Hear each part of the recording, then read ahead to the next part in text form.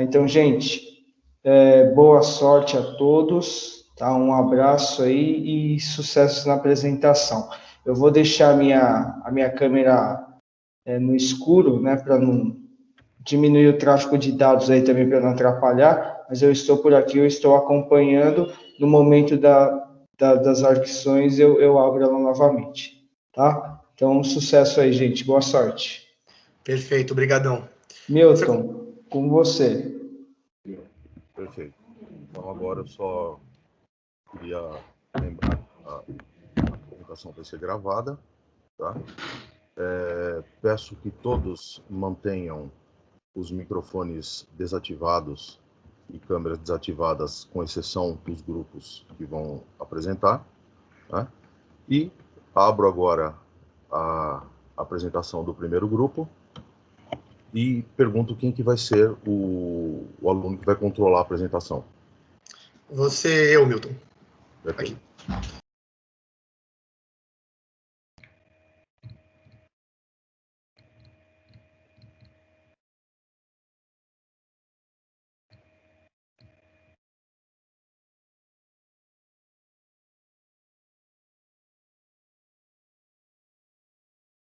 Acho que você já deve estar com o controle. Vou tentar apresentar aqui. Você me avisa se chegar.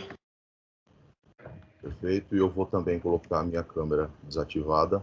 E agora o controle é com vocês. Foi? Ok. Foi? Tá. Foi. Pode prosseguir. Dá para ver inteiro a tela numa boa? Perfeito. Pode continuar. Beleza, então. Bom, primeiramente, a gente gostaria de agradecer a presença de todos que vieram aqui nos prestigiar, a presença também da banca avaliadora, todos os colegas, amigos, familiares que estão aqui nos vendo nessa manhã. Meu nome é Ian Águila, para quem não me conhece, eu sou gerente de projeto da equipe e vamos apresentar para vocês o nosso projeto, que é um sistema de monitoramento de umidade e temperatura com dados armazenados em nuvem. Esperamos que gostem. Bom dia, eu sou o Gustavo Higuchi e eu vou apresentar as motivações do nosso projeto. Nosso projeto se baseia na ideia de que, atualmente no mercado nacional, a maior parte dos dispositivos de monitoramento são voltados para indústrias e grandes empresas. Por isso, a aplicação em ambientes domésticos e pequenos empreendimentos ela é muito prejudicada, sendo muito menos explorada. Além disso, os dispositivos voltados para essa área utilizam muito pouco a tecnologia de armazenamento de dados em nuvem. Então, para os nossos objetivos, nós estipulamos que nós gostaríamos muito de constituir um dispositivo de monitoramento de temperatura e umidade para ambientes comerciais e residenciais que pudesse ter um custo reduzido e uma fácil implementação, mesmo para as pessoas que não têm grande expertise na área.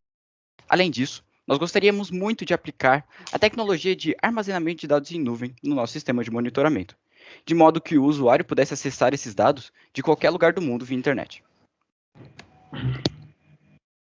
Bom, olá, aqui é o Igor De Luca, e aqui a gente vai ter uma tabela dos valores e dos componentes que a gente usou. Primeiramente, a gente vai ter um sensor de umidade e temperatura do tipo DHT22, que acabaria custando $9 nos preços atuais, $9,99.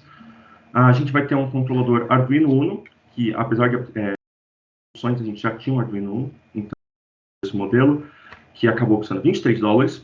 Um cabo USB para conectar esse Arduino Uno com um computador, que acabaria custando $4, e um computador dedicado a só rodar esse VI, que acabaria custando $475.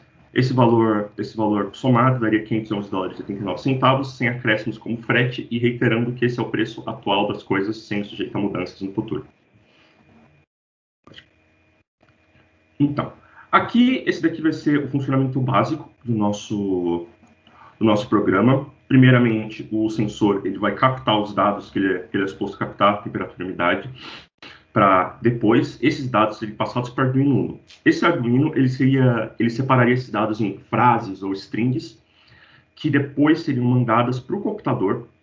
Essas frases seriam processadas pelo VI e tal, aí elas seriam salvas no bloco com arquivo de texto, transportadas para a nuvem e depois seriam mostradas numa interface que é com o programa que a gente utilizou. Pode passar. Bom, Aqui a gente tem o nosso sensor, o DHT22, que vai ter uma faixa de medição de menos 40 até 80 graus para temperatura e de 0 a 100% de umidade. Ele será responsável por medir os sinais citados e enviá-los para o Arduino. Esse daqui vai ser o nosso termistor, que ele vai variar a resistência dele baseado no calor, e o da esquerda seria o sensor de umidade, que é variar a resistência com base na umidade. Isso. Bom, aqui a gente vai ter o nosso controlador, o Arduino Uno, que será responsável por captar os sinais recebidos pelo sensor e organizá-los naquelas frases que eu já falei, que na verdade seriam strings. Essas frases seriam posteriormente mandadas para o nosso computador por meio de um cabo USB que a gente está utilizando.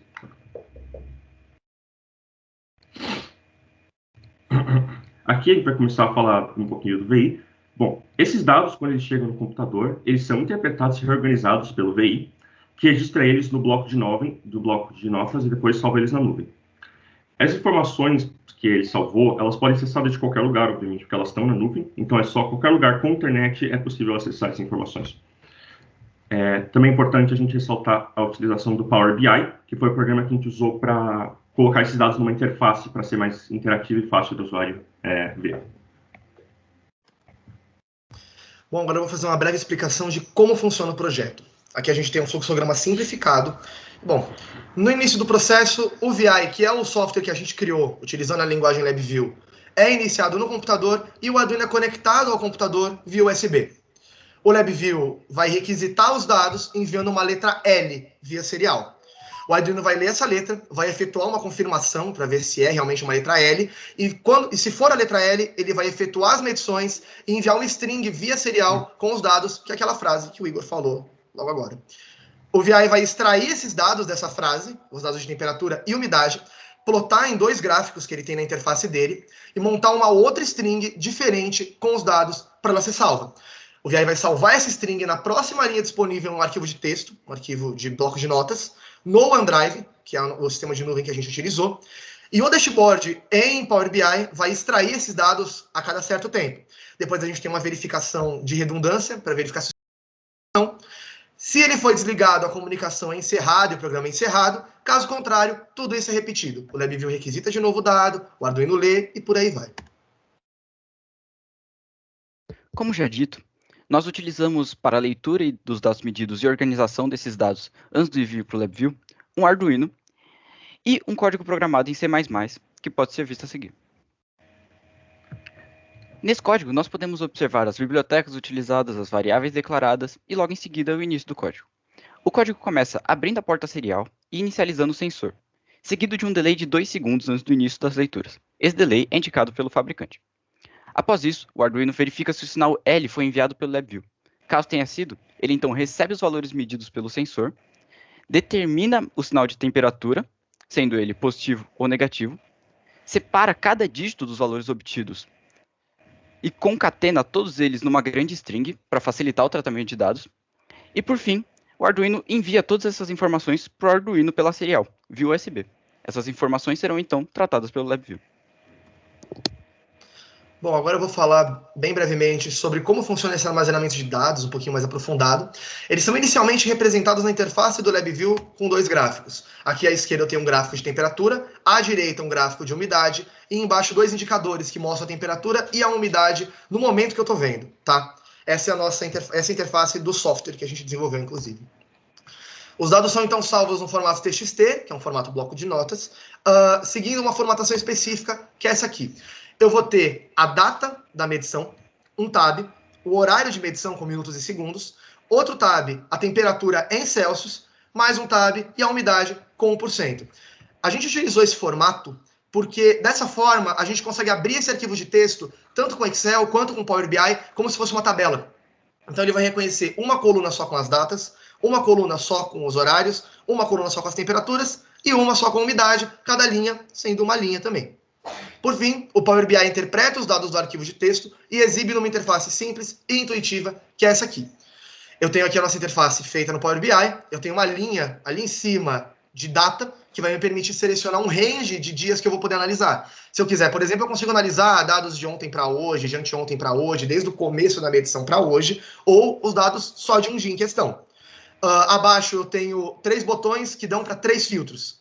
Esses filtros eles vão pegar a temperatura em Celsius do arquivo e, se necessário, converter para Fahrenheit ou para Kelvin. E abaixo eu tenho o gráfico de umidade de acordo com o horário e temperatura de acordo com o horário. Vale lembrar que Fahrenheit, Kelvin e Celsius são grandezas lineares, portanto, ao mudar de uma grandeza para outra, o formato do gráfico de temperatura não muda muito. O que muda mais é realmente a escala dele.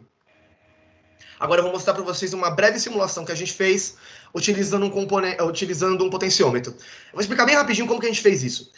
O intuito inicial, o intuito desse projeto, visto que ele foi pensado durante a pandemia, não foi realmente criar um protótipo, mas a gente quis criar um mini protótipo para poder simular e mostrar alguma coisa. A gente não comprou o componente DHT22, devido também ao preço, por causa da alta do dólar, e também a questão dele chegar, é meio complicado, ele é um componente importado. Então a gente simulou com um potenciômetro. Para quem não sabe, um potenciômetro é um resistor variável, então eu viro uma chavinha e ele modifica a resistência dele. No Arduino foi escrito um outro código de teste que ia simular esse componente. Então, ao virar a resistência, ele ia simular valores de temperatura, de menos 40 a 80 graus, e valores de umidade de 0 a 100%, e fazer todo aquele sistema que a gente tem do fatiamento dos dados, exatamente como foi feito no outro código, copiado e colado mesmo. Essa aqui é a interface do Power BI. E agora eu vou mostrar para vocês rapidinho aqui os nossos dados. Se vocês puderem ver aquele formato que a gente comentou. E a última medição realizada até a data dessa simulação tinha sido dia 9/9. Eu mostro um pouquinho da nossa interface do Power BI, aquela faixa de datas que a gente mostrou. Aqui eu pego o range completo. Se vocês puderem ver, eu tenho muitas linhas quase horizontais aí, que elas são de dias que eu não tive medição, horários que eu não tive medição. Aqui eu tenho ele em Celsius, mostrando o primeiro dia de medição que a gente fez, convertendo para Fahrenheit e para Kelvin. Como eu comentei, o gráfico não muda muito, o que muda é a escala, não o formato. Aqui é o nosso software. Eu inicio o software e dou um start. Ele demora um pouquinho para iniciar, porque ele passa um ciclo do Arduino, ele reseta o Arduino, e ele passa 2 ciclos sem fazer nada. Isso daí é para contornar erro e para dar uma sincronizada. Tá? Agora ele começou a medir, começa a virar o potenciômetro e ele começa a variar a temperatura e a umidade que ele está medindo. Lembrando que, claro, isso é algo de teste, algo bem extremo, afinal a gente não vai ter num dia uma variação de menos 40 para 20 graus, a não ser que você esteja talvez num dos polos terrestres. O código é parado. Agora eu mostro os parâmetros que a gente tem definidos, o caminho do arquivo, onde está conectado o Arduino e por aí vai. No Power BI, melhor dizendo, eu vou mostrar agora o arquivo de dados. No arquivo de dados, se vocês puderem ver, foram criadas as linhas com as medições do dia 15/11, que foi o dia que essa simulação foi feita. Tá? No Power BI, a gente puxa os dados e atualiza, porque é o seguinte, a gente não tem uma licença paga do Power BI. Quando você tem uma licença paga, você pode publicar esse dashboard na internet para ser acessado por um site, e a cada 15 minutos ele puxa os dados sozinhos. Como a gente não tem, a gente tem que atualizar na mão. Aperta o botão e ele puxa. Aqui vocês podem ver as medições do dia 15/11, umidade e temperatura, e é convertido para Fahrenheit, Kelvin, Celsius, do jeito que vocês podem ver aí. Vale lembrar que esse arquivo de dados está salvo no OneDrive, que é a nuvem da Microsoft. Você baixa um software, ele cria uma pasta no seu computador, os arquivos que são salvos nela, ele atualiza automaticamente para a nuvem, podendo ser acessado inclusive da sua conta. Depois dessa bela simulação, nós vamos agora tratar dos resultados do nosso projeto. Como resultados de hardware, nós podemos concluir que eles foram satisfatórios, visto que a aplicação de baixo custo foi relativamente bem sucedida, já que grande parte dos gastos são com o notebook para rodar o LabVIEW. As medições são suficientemente precisas para as nossas aplicações, sendo um sistema ideal para medição em ambientes comerciais e residenciais, como nosso objetivo já previa. No entanto, existem alguns contras, principalmente na possibilidade de substituição, tanto do Arduino Uno por um Arduino Nano, e pela possibilidade da aplicação de um Raspberry Pi, que diminuiria os custos do notebook, que no caso representam 92% dos gastos do projeto. Quanto ao software, estes apresentaram um funcionamento muito satisfatório, com todas as operações funcionando corretamente, uma interface muito agradável e intuitiva para o usuário, propiciada pelo uso do Power BI, e um tratamento de dados eficiente, já que até o momento nós não podemos observar nenhum desvio, nem nenhum erro significativo. Apesar disso, existem alguns contras muito impactantes para o nosso projeto. No caso, nós utilizamos licenças gratuitas tanto para o Power BI quanto para o LabVIEW. No caso do Power BI, uma licença paga poderia permitir a atualização automática dos dados a cada 15 minutos, o que não é possível com a licença gratuita que nós utilizamos. Já para o LabVIEW, nós utilizamos a versão Community, que é gratuita, porém não permite a comercialização desse projeto. Bom, então agora a gente vai fazer as considerações finais quanto ao projeto, algumas conclusões, alguns pontos-chave. Então, após a finalização do projeto, concluir não só que o Cloud.io foi um sucesso quanto a alcançar os seus objetivos, tanto na parte de inclusão de um público pouco explorado até então pelo mercado, seria de monitoramento residencial de pequenos negócios, quanto no bom funcionamento do programa e da captação de dados, que é exemplificado pelos próprios exemplos que a gente já deu do bom funcionamento do projeto. Então, o Cloud.io foi um protótipo bem sucedido, assim, seguindo a gente, e sendo um bom início para o desenvolvimento de um sistema de sensoriamento de temperatura e umidade de fácil utilização e de baixo custo. Bom, agora eu vou falar sobre algumas possibilidades de melhorias do projeto. A primeira delas é mais caso a gente queira pegar esse projeto e levar ele para a indústria. Seria implementar o uso do protocolo MQTT, que é um protocolo bem interessante, utilizado já em sistemas com nuvem, como a Amazon AWS, a Microsoft Azure ou IBM Watson. São sistemas externos, pagos à parte, e eles utilizam esse protocolo MQTT para efetuar a comunicação. A gente poderia implementar ele no software LabVIEW, isso possibilitaria a integração com os sistemas industriais já existentes. O outro seria realmente uma possibilidade, não necessariamente uma melhoria. Seria o uso de outras plataformas, como o Excel, para visualizar os dados ao invés do Power BI, ou ainda criar uma interface com o LabVIEW, deixando algo extremamente customizável. Por último, a gente pode citar readaptar a plataforma utilizando o Raspberry Pi, barateando muito o projeto. Como isso aqui é um protótipo e a gente não tinha Raspberry Pi, a gente utilizou o computador. Mas a gente descobriu uma biblioteca do LabVIEW que permite portar todo esse programa do Cloud.io para o Raspberry Pi, que já tem, inclusive, um microcontrolador integrado. Então, a gente não precisaria nem do Arduino. Inclusive, algumas versões do Raspberry Pi têm a opção para você colocar chip de celular para ele poder funcionar na rede celular. Então, assim, a gente poderia comprar um Raspberry Pi, colocar uma tela ali, um teclado, um mouse, comprava o sensor e acabou. Era isso o projeto. Ficaria muito, muito, muito mais barato. Mas lembrando, isso é apenas um protótipo.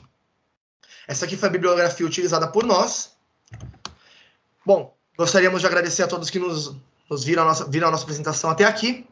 E agora passamos a palavra para a banca avaliadora.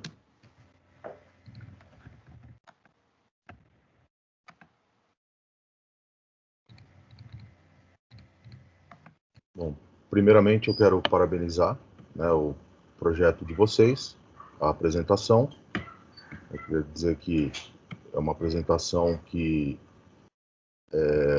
nos dias de hoje, como a gente está trabalhando com nuvem, é algo bastante promissor. E eu gostaria de convidar o professor Sérgio para abrir os questionamentos com relação à apresentação, para a gente dar prosseguimento com a apresentação de vocês. Bom, obrigado Milton, obrigado pessoal.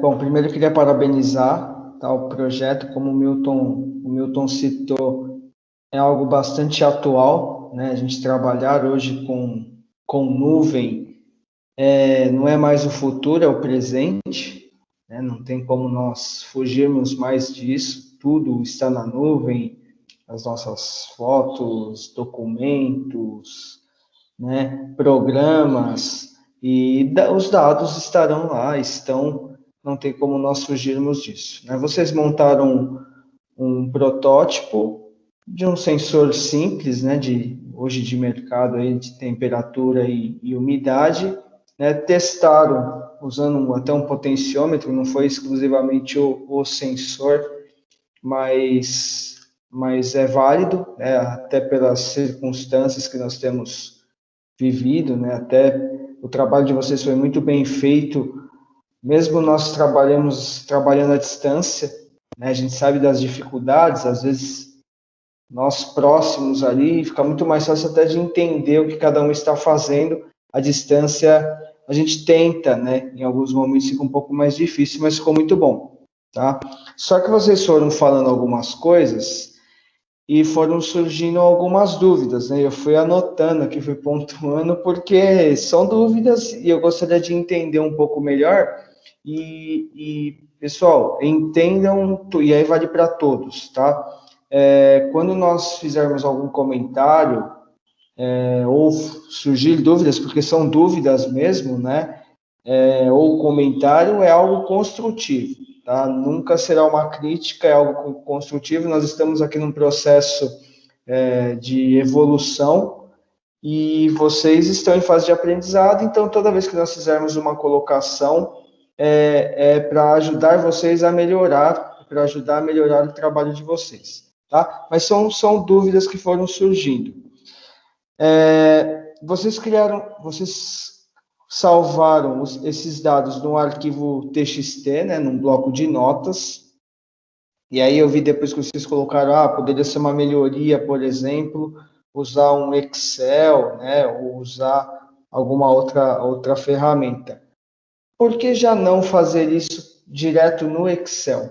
Essa foi a minha dúvida, uma delas, né? Pode responder agora ou espera? Claro, não. Pode responder? Pode responder. O arquivo do Excel ele fica muito grande. A tabela ela fica muito grande, ela toma muito mais espaço do que um arquivo de texto. Uma linha do arquivo TXT toma muito menos espaço.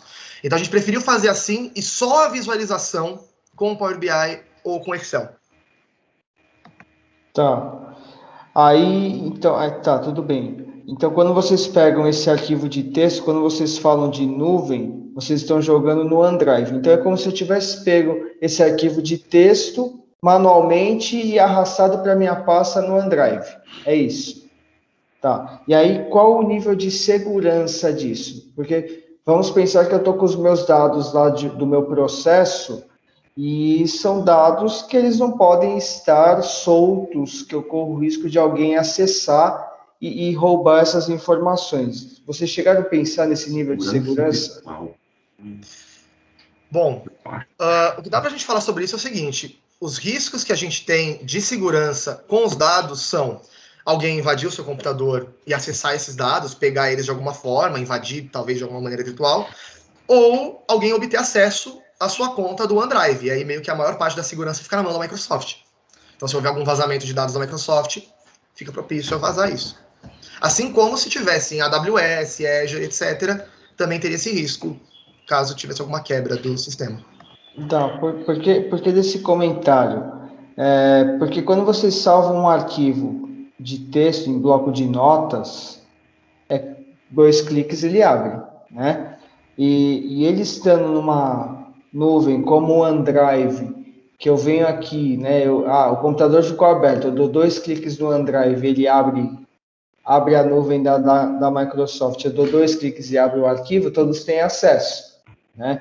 Então, quando nós falamos em internet das coisas, ou monitoramento em nuvem, enfim, a gente precisa pensar bastante nessa parte de segurança. Claro, é um protótipo, é algo que está começando, o que vocês fizeram já é muita coisa mesmo, né? E vocês propuseram melhorias, inclusive, do projeto, mas é sempre bom a gente pensar, e aí faltou um pouquinho disso na apresentação de vocês, falar um pouco da segurança. Assim, poxa, ó, nós não fizemos, e isso não é problema, tá? Mas o que precisa ser feito para garantir a segurança desses dados, tá? Então, essa foi uma delas.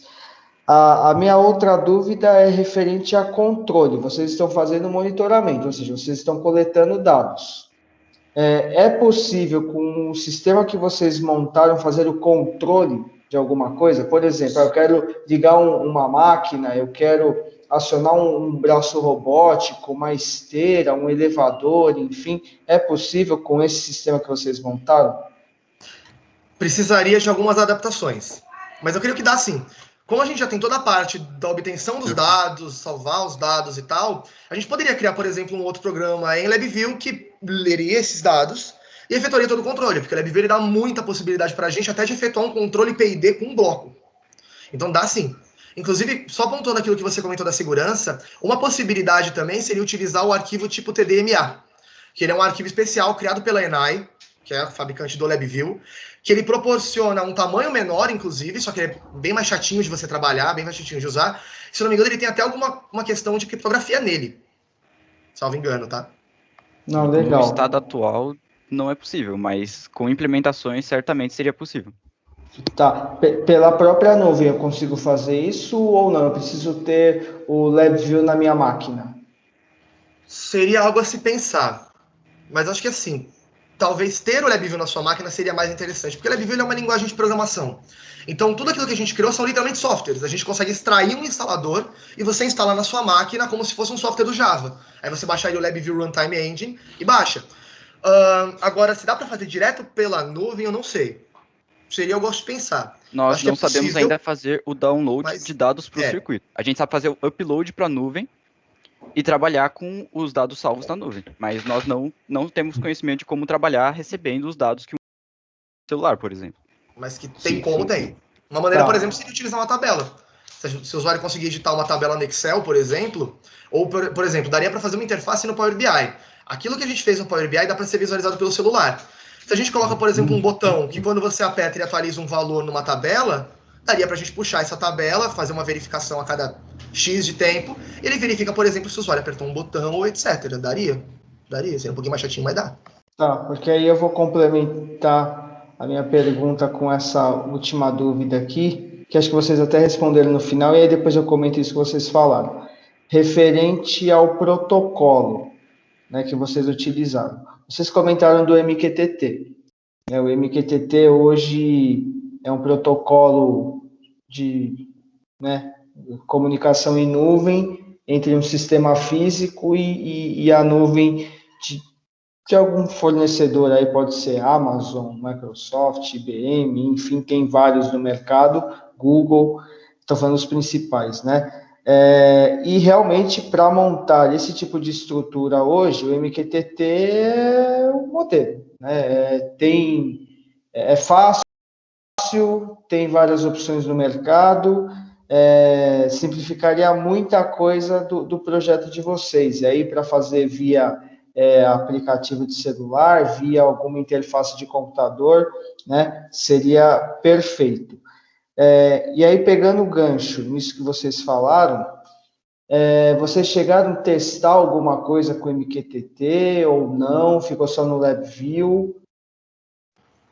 Bom, quanto a isso, a gente chegou até a dar uma pesquisada. O professor Hugo ele recomendou a questão do MQTT para a gente dar uma olhada. O LabVIEW ele tem muitas opções para a gente integrar ele direto. Então seria um software LabVIEW que faria esse meio de campo. E ele tem muita função. Ele tem inclusive algumas bibliotecas prontas para você se comunicar com o Azure, com o IBM Watson, com o AWS. Ele tem funções prontas já para isso. Então dá. A gente não chegou a fazer, implementar, mas dá. Tá, porque aí pegando aquela pergunta anterior, se vocês trabalhassem com o MQTT, ficaria bem mais fácil fazer esse controle. Eu não precisaria nem ter o LabVIEW, eu deixaria isso tudo na nuvem. Então, com um login e senha, eu consigo acessar a minha nuvem e fazer todo esse controle. Pode ser por um smartphone, pode ser por um computador, um desktop, um notebook, um tablet, enfim, isso seria possível. E a minha última pergunta é, vocês chegaram a testar alguma coisa relacionada a servidor web? Não, a gente chegou a pensar na possibilidade, mas não, a gente não chegou a testar, não. Não chegou a implementar, não chegou a testar. Só para pontuar rapidinho, você comentou que não precisaria do LabVIEW. A gente utilizaria o LabVIEW como um meio de campo mesmo, tá? Um jeito de realmente comunicar o Arduino com a nuvem para ele poder formatar isso e postar. Mas senão a gente poderia, sempre assim. O LabVIEW, como eu comentei, é uma linguagem de programação. Então tudo que a gente faz em LabVIEW, a gente conseguiria, por exemplo, fazer com Python. Só que daria muito mais trabalho. Seria muito diferente. Esse software, por exemplo, que vocês viram, a gente fez em umas 6 horas, aí teve um pouquinho mais de teste, etc. Mas totaliza umas 8 horas para fazer ele. Se fosse em Python, teria sido muito, muito mais demorado, e ainda depende da habilidade do programador. O LabVIEW é muito mais simples de fazer. Isso eu concordo. É que, na verdade, assim, o LabVIEW aí, ele entraria principalmente como uma interface gráfica, um dashboard. Porque toda essa relação entre publicar uma informação na nuvem, fazer a leitura dessa informação, seja para acionar alguma coisa ou só para ler dados, quem vai transitar, vai fazer esse meio de campo é o servidor da nuvem, né, da empresa que você contratou. Então, o LabVIEW seria o quê? Uma interface gráfica. Então, a gente tem várias opções hoje no mercado, tem nuvens que já vendem, né, os widgets lá para a gente fazer as conexões, né, o dashboard. Então, o LabVIEW seria uma opção, mas a gente não dependeria só dele. É uma baita ferramenta, é fantástico, dá para fazer muita coisa com ele, simplifica muito a nossa vida, mas não teria só essa opção, tá? Mas assim, pessoal, muito bom, tá? Então, vocês responderam todas as minhas dúvidas, gostei da apresentação, tá? Queria dar uns parabéns, parabenizar o Milton também, parabenizar o grupo pela apresentação, e agora eu passo a palavra para o professor Milton para que ele dê prosseguimento às apresentações. Obrigado.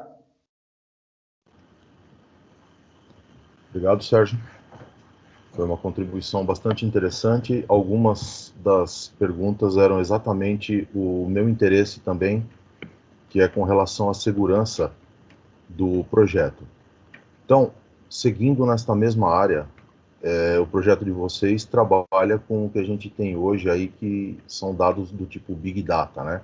Muitas informações caminhando para a nuvem. Tudo bem que a escala que vocês estão trabalhando é uma escala menor em termos de dados embarcados na nuvem, mas eu queria saber, com relação a estouro de quantidade de informação que vai para a nuvem, né, como que vocês estão tratando esse tipo de situação, porque os dados vão sendo armazenados no arquivo TXT, mas qual é o limite? Esse é o primeiro ponto. E ainda seguindo nessa mesma ótica, eu queria saber, por exemplo, como que vocês garantem que os dados que estão atualmente armazenados no arquivo TXT é o dado do projeto de vocês. Porque eu posso abrir o arquivo TXT, posso modificar uma informação. E ele continua sendo o arquivo de vocês. Então, como garantir que aquela informação que está armazenada na nuvem é um dado que foi enviado e é fidedigno, né, da coleta ou da aquisição que o protótipo de vocês fez? Bom, a gente não chegou a implementar nada nesse ramo, tá? Quanto ao estouro de dados que você comentou, primeiramente, o Power BI ele é preparado para lidar com essa quantidade de dados. Se a gente fosse lidar com uma quantidade realmente imensa de dados, tanto que a gente fez com um protótipo, então ainda foi algo em menor escala, a gente pensaria em, por exemplo, utilizar arquivo do tipo TDMA, que o professor Hugo, inclusive, recomendou, que ele é um arquivo do LabVIEW que ele reduz muito o quanto ele gasta de espaço para armazenar dados, ele, inclusive, já aplicou isso em alguns projetos. Outro jeito seria o seguinte, o Power BI ele é preparado para essa quantidade alta de dados. Então, a gente poderia tentar salvar como um arquivo Power BI, que o Power BI ele vem com um software que chama Power Query, que ele é tipo um Excel, só que para muitos dados. O Excel, se eu não me engano, ele tem um limite de 1 milhão de linhas, salvo engano, e esse Power BI quebra esse limite. Quanto a garantir que o dado que está escrito ali é o nosso, a gente não implementou nada. A gente não tem nada para isso ainda. Não tem nada que garanta. A gente fica realmente na mão de que ninguém vai entrar no computador, ninguém vai acessar a nossa nuvem. Mas daria para implementar, sim, alguma coisa. Agora não tenho a menor ideia do que. Ou, por exemplo, isso que o senhor já comentou. O Arduino poderia postar direto na nuvem. A gente poderia utilizar um módulo de internet no Arduino e ele postaria direto. E aí, para alguém acessar isso, só entrando na nuvem mesmo. Tá, porque eu digo atualmente, né, com a licença livre que vocês estão utilizando, o que vocês poderiam fazer é a cada informação postada, criar, sei lá, um método ou polinomial ou algum outro tipo de situação que gerasse um número a ser acrescentado junto com a informação, que seria o que se chama de checksum, que é a verificação de veracidade da informação, né? Então, só como sugestão, eu acho que ficaria interessante, porque mesmo que a pessoa tentasse jogar um valor qualquer, né, o cara está querendo descobrir dado lá que foi armazenado pelo protótipo de vocês, ele colocou, sei lá, a pessoa que está tentando manipular a informação, colocaria um valor, e esse valor não seria real, porque a hora que fosse feito o checksum, perceberia que não está certa, o algoritmo não detectaria. Então, só como sugestão, como é um protótipo que vocês estão fazendo para baixo custo, para fazer uma implementação mais, vamos dizer assim, mais acessível inclusive robistas, né? Eu acho que essa é uma sugestão que ficaria interessante. E com relação a estouro, vocês poderiam colocar um limite de quantas linhas de informação vocês queriam salvar, né? Porque, como vocês mesmos falaram, vocês vão disponibilizar, por exemplo, lá no Drive. Tem um limite, tá? E a pessoa não vai querer usar o Drive para guardar somente essas informações de, por exemplo, uma coleta. Então, eu preciso ter um histórico, né? Então, como sugestão, é só colocar uma limitação de número de linhas, que isso daria um arquivo, né, armazenado, e na expansão desse armazenamento, os arquivos seriam de mesmo tamanho. Tá? Algo então, bacana...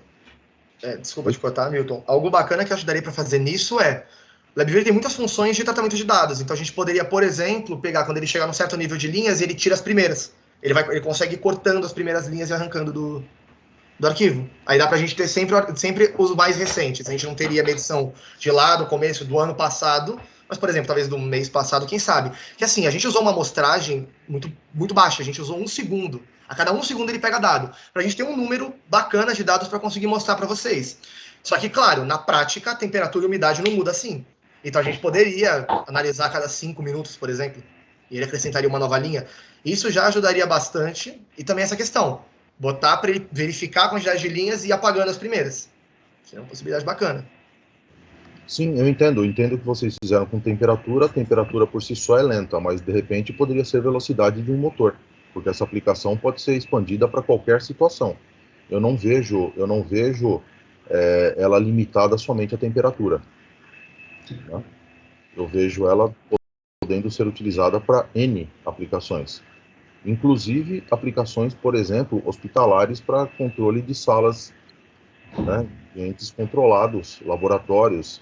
Então eu vejo uma aplicação, achei muito interessante. Os comentários que eu estou fazendo é justamente com relação a esse tratamento de dados para vocês tornarem eles mais fiéis, né? Não que os dados não são fiéis, mas uma vez que eles podem ser acessados por terceiros, né, essa é a preocupação que a gente tem com relação à segurança, que foi exatamente o que o professor Sérgio falou.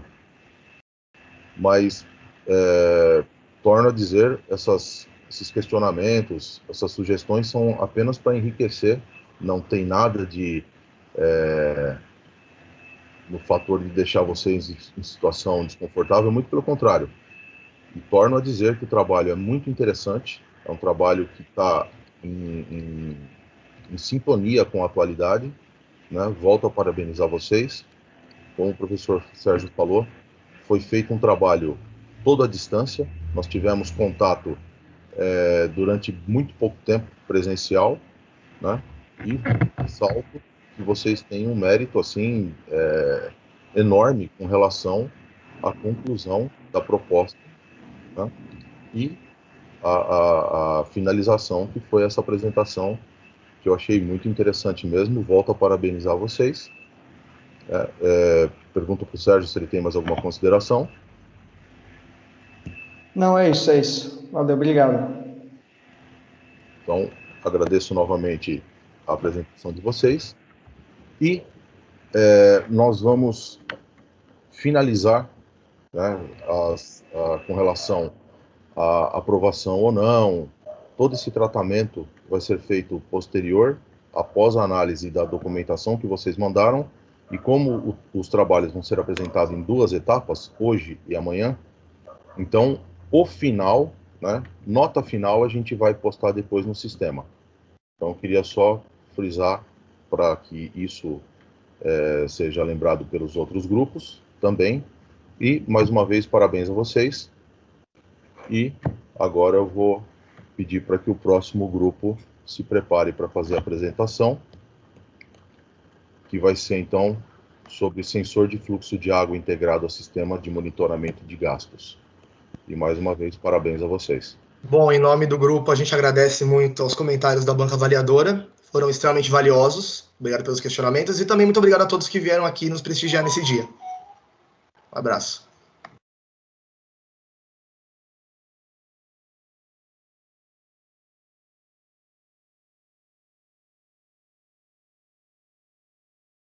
Olá,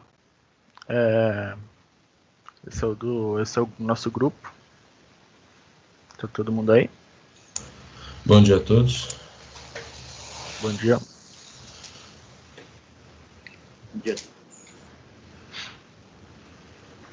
Bom dia, quem mais?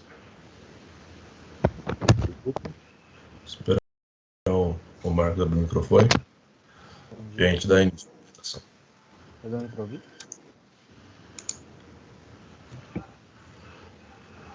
Alô? Alô? Opa, tudo certo. Tá bem baixo, mas deixa eu ver se consigo aumentar o volume. Todos presentes? Todos presentes, sim, professor. Estou só verificando o nível do microfone do Marcos. Perfeito. Quem que vai fazer o controle da apresentação? O Guilherme. Eu, professor.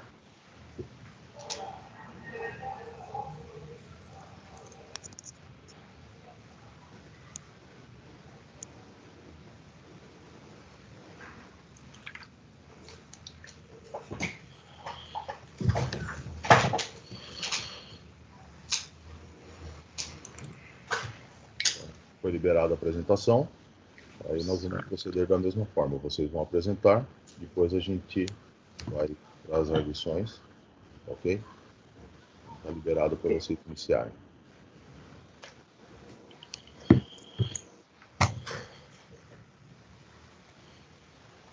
Dá pra ver aí? Tranquilo? Tá tudo certo a apresentação? Tá, pode prosseguir. Então, primeiramente, bom dia a todos. Bom dia aos membros da banca avaliadora, colegas e demais convidados. Agora nós vamos dar início à apresentação do Waterhouse. Os integrantes desse grupo são Guilherme Corrêa da Silva, Danarda Kirakanai, Luiz Eduardo Barreto Aleixo e Marcos Hiraki Moribe.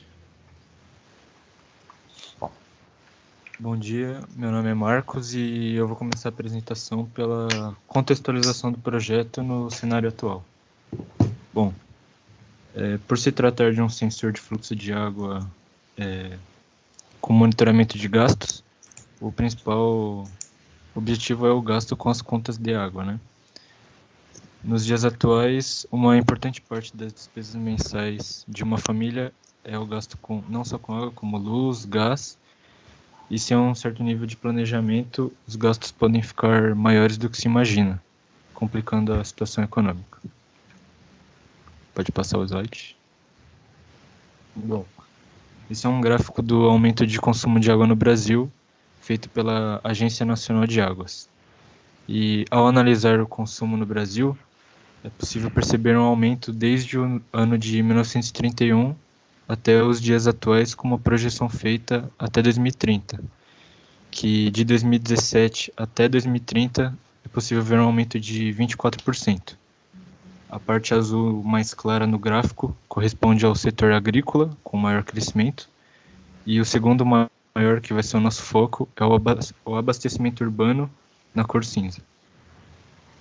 Pode passar. Bom, é um gráfico retirado do mesmo estudo das demandas do uso de água no Brasil. O abastecimento urbano corresponde a 23,8% no ano de 2019. Pode passar. Bom, essa é a análise dos municípios brasileiros com as maiores vazões retiradas, que são justamente os dois mais populosos, né? Em primeiro lugar, o município de São Paulo, com a maior vazão e uso predominante para abastecimento urbano. Em segundo lugar, o Rio de Janeiro, com a mesma finalidade. Pode passar. Bom, os impactos do Covid são importantes para entender o nosso projeto também, que vão além da parte física e da relação do grupo em si. O Covid afetou também o impacto no consumo de água da população. que após ser decretada a quarentena no estado de São Paulo, em março de 2020, foi realizada uma projeção que, segundo especialistas da Agência Brasil, as contas poderão aumentar em até 20%. E isso pode ser explicado por um outro estudo, dessa vez pelo Instituto de Pesquisa Sorocabano, que afirma que 70% dos moradores estão gastando mais com as despesas de água desde o início da pandemia, né? Por estar mais tempo em casa e aumentar o consumo em casa. Pode passar. Bom, diante dessas informações apresentadas sobre o aumento do consumo de água e também da pandemia do coronavírus, o principal objetivo desse projeto é auxiliar no gerenciamento de gastos com economia na conta de água. Esse projeto consiste em um sensor de fluxo de água conectado a um Arduino Uno, que por sua vez vai enviar essas informações para o LabVIEW, o qual realizará os cálculos necessários e apresentará as informações sobre o quanto que o cliente está gastando até o momento em um arquivo. Esse projeto, então, basicamente o foco dele é auxiliar com economia por meio desse monitoramento. E também tem um objetivo secundário, que é possível utilizá-lo para detectar problemas na tubulação, uma vez que ele vai ficar no início, e você pode utilizá-lo para verificações de rotina também, algo que não existe ainda.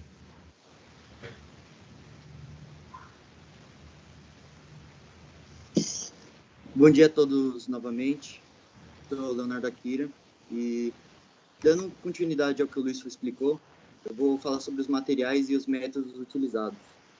Porém, eu queria ressaltar antes que não foi possível realizar a montagem do protótipo físico em decorrência da pandemia do Covid-19, que impactou a produção, principalmente por causa do isolamento social. Prosseguindo agora, é possível ver no slide a imagem do Arduino Uno, que é um dos componentes utilizados.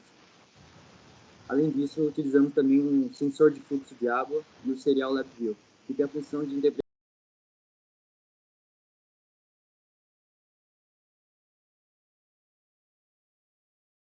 pelo Arduino.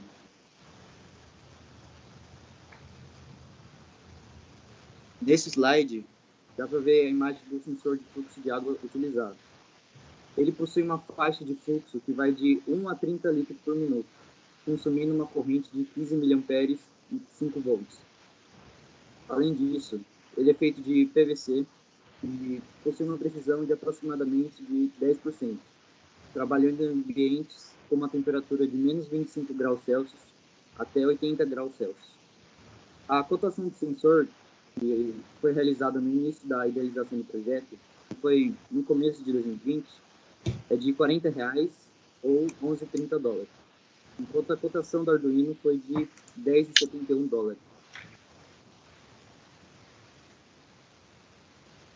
Nesse slide, está apresentando a imagem da parte interna do sensor.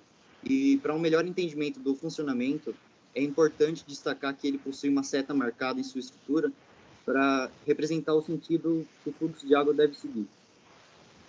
E pode-se ver nessa parte aqui do rotor que ele vai ser movimentado pela água no sentido determinado. E o sensor, através do efeito Hall, vai quantificar os pulsos gerados e mandar essa informação para o Arduino Uno. Eu não vou me prender ao efeito Hall em si, porque ele está mais relacionado com o funcionamento do sensor do que com o projeto. Mas, resumidamente, isso baseia-se no fato de que o campo magnético perpendicular a uma corrente elétrica no circuito vai produzir uma diferença de potencial, gerando assim os pulsos, sendo que o campo magnético está relacionado com o ímã, que está conectado ao rotor. A informação fornecida ao Arduino vai ser utilizada no cálculo presente do código, e esse código vai ser explicado a seguir. Bom dia a todos, meu nome é Guilherme Corrêa. Eu vou dar uma explicada agora no código por meio desse fluxograma aqui. Bom, basicamente, o usuário ele vai começar o programa, o início. Depois disso, o Arduino ele vai checar se o serial está disponível, se a comunicação serial está disponível com o software LabVIEW. Se não estiver, acontecerá o efeito chamado flush, que é basicamente ele esperar a transmissão de dados seriais enviados terminar. Quando o serial está disponível, existem algumas possibilidades que podem acontecer. Se o serial ler R, ou seja, o usuário mandar um botão de reset, mandar uma ação de reset, todas as variáveis serão definidas como 0 e o programa recomeça. Se o serial ler I, vai ser mandado uma ordem em que o cálculo da conta de água será feito. O Arduino ele vai pegar todas as informações dadas pelo sensor, os pulsos, vai fazer o cálculo e o código acaba. E se o serial ler S, ele vai enviar todos esses dados para o LabVIEW, esses dados feitos do cálculo da conta de água. Essa é basicamente uma explicação mais simplificada, mais geral do código. E, bom, para explicar mais do cálculo da conta de água, é importante falar sobre as tarifas cobradas pela Sabesp, nesse caso, por causa de São Paulo. Essa aqui são as tarifas dos serviços de fornecimento de água da Sabesp para a cidade de São Paulo na categoria residencial. Existem várias categorias, categoria comercial, categoria de favelas, entre outras. Nesse caso, percebe-se ali, quando o consumo de metros cúbicos por mês de água for de entre 0 e 10 metros cúbicos, a tarifa é fixa, de R$ 27,07 por mês. Quando o consumo for de 11 metros cúbicos a 20 metros cúbicos, a tarifa de água já é de R$ 4,24 por metro cúbico.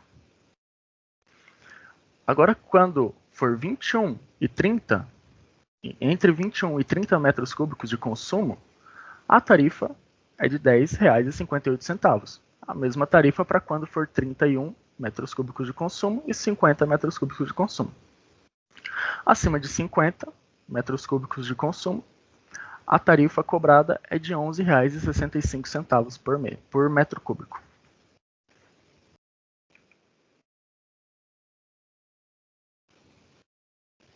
Bom, agora vamos dar prosseguimento com a conclusão. Após a realização desse projeto, então nós conseguimos, apesar das limitações físicas, aí, concluir que o objetivo foi atingido, de auxiliar na economia de conta de água.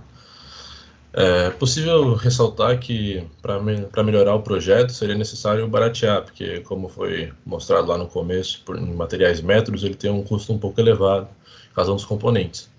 Mas poderia ser resolvido com uma compra em grande escala, que acabaria diminuindo esse valor. Também é importante ressaltar que, caso a Sabesp altere de alguma forma o cálculo da tarifa, o código precisará ser alterado. E é isso, agora nós abriremos espaço para as dúvidas dos professores da banca.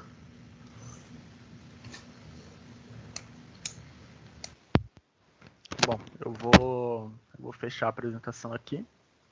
Muito obrigado pela atenção de todos. Pelo grupo, eu agradeço. E agora eu vou fechar a apresentação.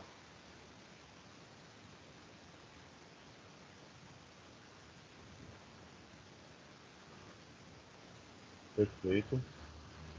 Parabenizo vocês também pela apresentação.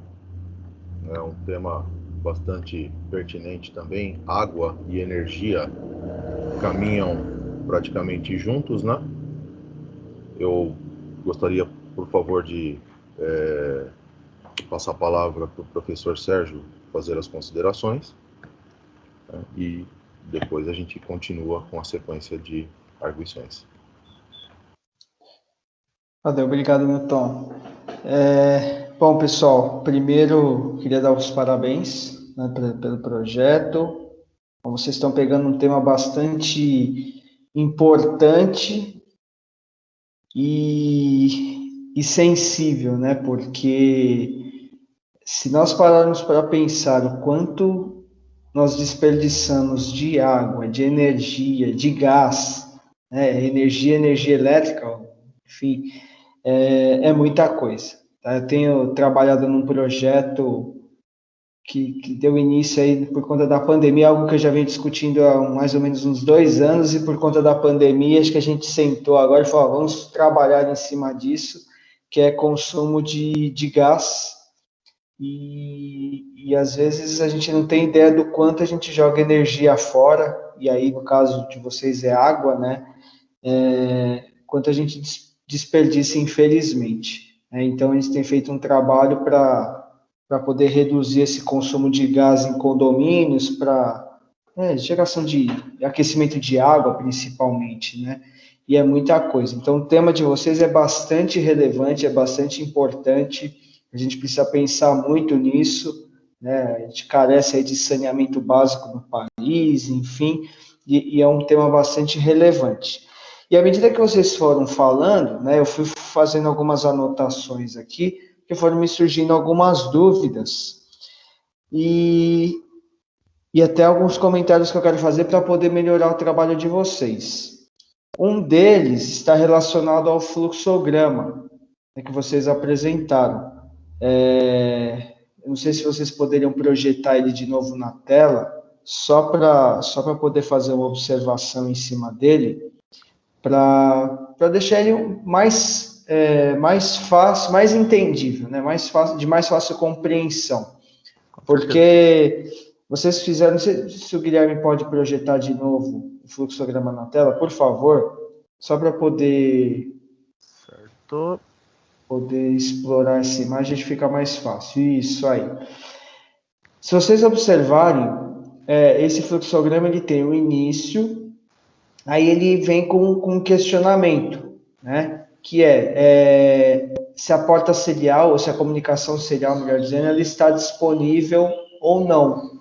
Então, quando você faz esse puxadinho, vamos dizer assim, né, do não, que vai e volta para o início, essa forma de representar, ela está errada. Né? Ela não é a melhor forma de se representar isso. O que deveria ter sido feito? Né? Você está fazendo um questionamento. Então, essa comunicação serial, ela está disponível? Sim ou não? Então, se não está, você vai fazer vai puxar aqui, por exemplo, para o seu lado esquerdo, conecta no flush e retorna para o início do seu questionamento de novo aí, do seu looping, né? Então, vou ficar testando, a serial está disponível? Não. Então, dá um flush. Não, dá um flush. Sim, está disponível. Aí você vai perguntar, a serial está lendo S, né? Ou ela está lendo R, ou ela está lendo I.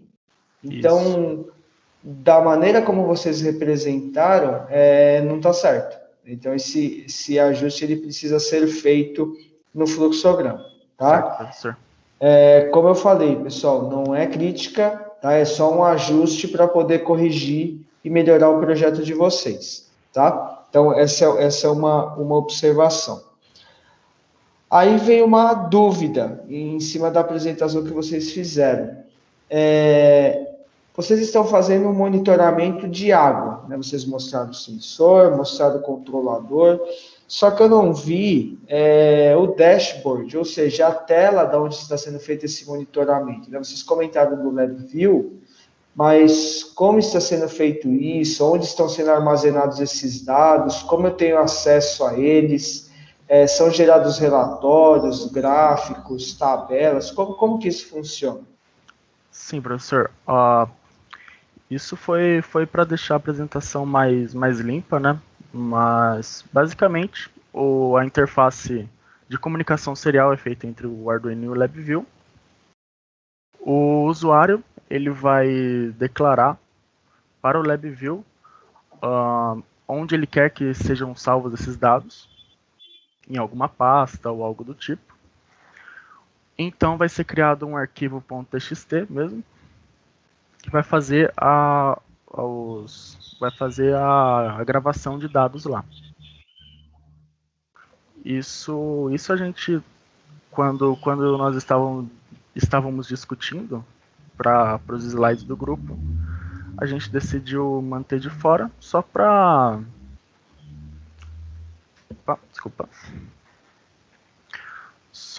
porque a gente achou que talvez ficasse com conteúdo, não conteúdo demais, mas muito conteúdo técnico,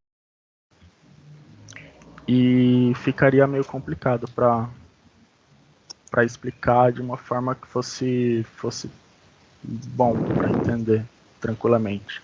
É importante falar que esse arquivo bloco de notas teria a data de medição, a quantidade de fluxo, né, da vazão e o valor em real calculado pelo software. Isso. E tem uma coisa também, a pandemia do SARS-CoV-2 afetou muito o nosso projeto. Então, nós não conseguimos comprar os hardwares relacionados para que a gente pudesse fazer os testes mesmo.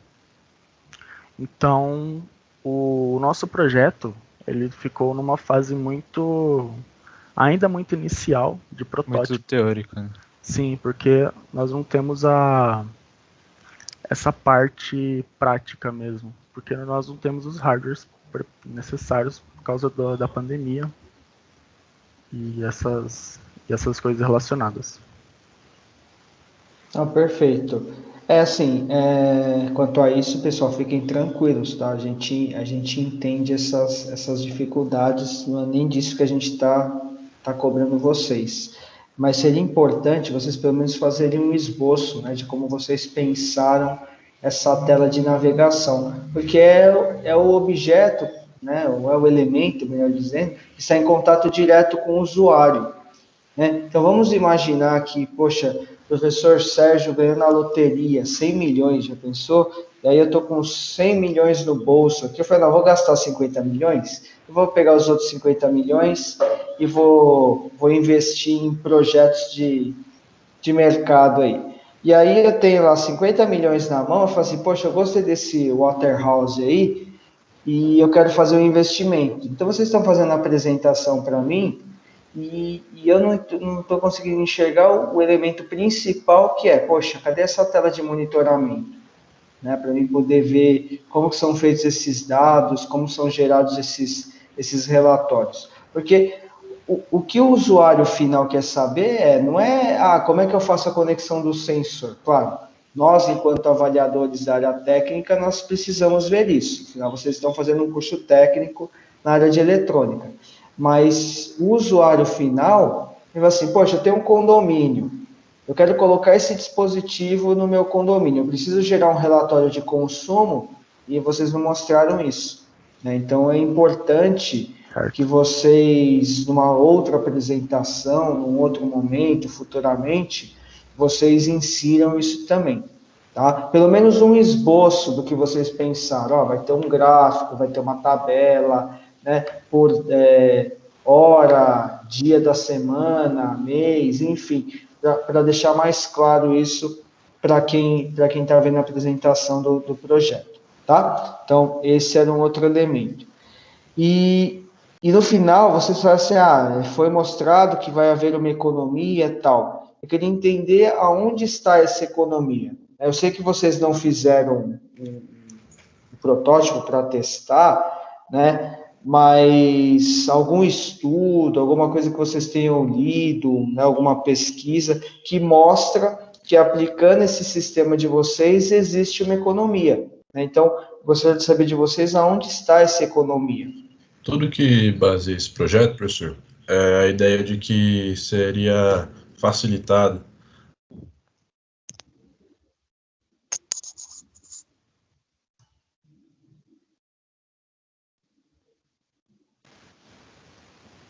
Acho que teve algum problema de conexão com o Luiz.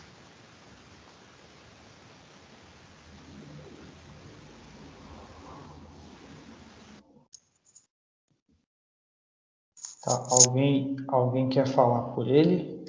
Bom, eu acho que posso falar um pouco, que seria, acho que a dúvida é mais sobre a implementação do nosso projeto, né, e como isso afeta o custo. Bom, uma ideia que eu tinha tido interessante sobre uma das possibilidades, né, que seria de acordo com o interesse do usuário, seria, por exemplo, a minha família, que tem uma casa no interior e o gasto não é só, assim, por se tratar de uma casa no interior ter uma piscina, a gente tem o desejo de monitorar, por exemplo, o quanto de água é destinada só para a piscina. Então, o sensor poderia ser conectado na mangueira que enche a piscina, né, para monitorar o gasto só com ela, e a partir disso o cliente poderia ver se o gasto está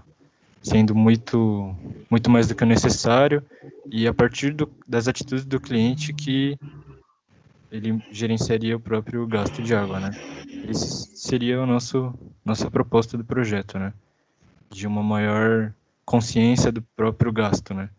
Porque muitas vezes a conta de água chega muito cara no final do mês e a pessoa, não sabe exatamente com o que gastou e se realmente vale a pena o gasto, para ter a própria consciência do cliente. Tá, essa é uma boa aplicação. Pode falar. Tive problema com a conexão, mas é o que o Marcos falou, principalmente quando a gente estava discutindo sobre fazer o projeto, a gente chegou à conclusão que a maior dificuldade com a economia, com a conta de água, é que a gente não tem o monitoramento. Então, diversos gastos aí da vida, a gente tem monitoramento, internet, do celular aparece lá no plano, tudo que a gente gasta no cartão, o banco já oferece esse monitoramento, e diversos outros serviços, mas a água não. A água, embora a gente tenha uma noção por cima do quanto está gastando, chega no final do mês, você não faz a mínima ideia da quantificação. E aí esse projeto poderia fornecer isso. E como ele seria ajustável, aí os conectores você pode, como o Marcos demonstrou, usar em diversas aplicações. Uma aplicação inicial para monitorar a casa, mas com diversas você pode monitorar até o enchimento de uma piscina, né? É um projeto até bastante versátil. Mas, claro, a gente não chegou a desenvolver tanto. Tá, pessoal, muito bom, tá? Então, eu queria dar os parabéns de novo para vocês, né? Vocês sanaram as dúvidas aí. E eu passo a palavra para o professor Milton. Obrigado, gente. Obrigado, Sérgio, pela contribuição. Assim como o Sérgio comentou, né? Quero novamente parabenizar o trabalho de vocês. Muito interessante com relação ao momento em que vivemos de economia, né, de recursos. A água é um recurso que, se a gente não tomar cuidado, é um problema futuro, né, e atrelado a isso a energia. E com relação à apresentação, né, o Sérgio já comentou do fluxograma, e eu gostaria também só de fazer um comentário com relação ao fluxograma da apresentação, que todo teste lógico ele tem apenas duas respostas, ou sim ou não. E o teste de vocês, né, o losango ali do fluxograma, ele tem 3 respostas. Então, precisaria ser melhorada aquela estrutura, né, juntamente com aquela melhoria que o professor Sérgio indicou. E, além disso, olhando para o fluxograma, eu realizo uma única vez a leitura e nunca mais, porque vai para o fim e para. Então, o projeto de vocês tem que entrar num loop infinito de verificação, né, para que não pare o teste, que é a proposta da aplicação de vocês. E só mais um comentário com relação ao fluxograma: as setas, elas entram nas linhas da seta e não no meio dos blocos funcionais, tá? Então, com relação ao fluxograma, precisaria dar uma melhorada, porque ele está um pouco fora de norma, né? E um trabalho acadêmico ele tem que estar dentro da norma. Com relação agora à prática mesmo do projeto, eu não entendi como vai ser feita a estatística. Vocês vão trabalhar com a estatística também da leitura? O sistema vai coletar informação de consumo e ele vai fazer a estatística mês a mês, ou quinzenalmente, semanalmente? Não ficou claro para mim a ideia de como vocês vão tratar isso. Simplesmente coleta, o usuário faz depois o tratamento que deve, ou o sistema já gera estatística? Então, professor, no software, o usuário pode escolher a faixa de tempo que vai ser compilada, né, a informação.